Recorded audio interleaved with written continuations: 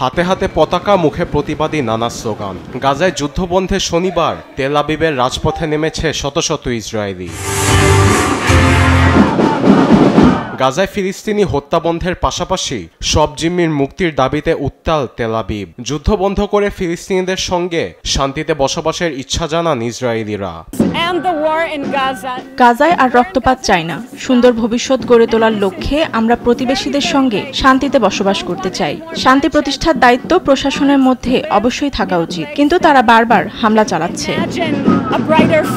এদিকে ইরানের সঙ্গে যুদ্ধবিরতির অনুকরণে গাজার সঙ্গেও যুদ্ধবিরতি চান অনেকেই। জীবনের সব আয়োজন এখানে একসাথে।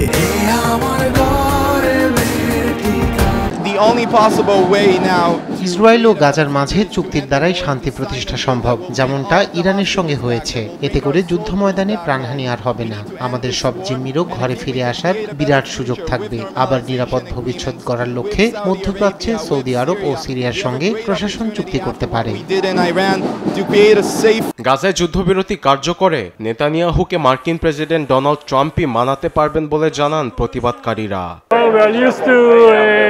নেতানিয়াহুর কথায় আগে বিশ্বাস করতাম, কিন্তু এখন আর হয় না। গাজায় যুদ্ধবিরতি কার্যকর করতে হলে ডোনাল্ড ট্রাম্পকে পদক্ষেপ নিতে হবে। নেতানিয়াহুকে তিনি মানাতে পারবেন।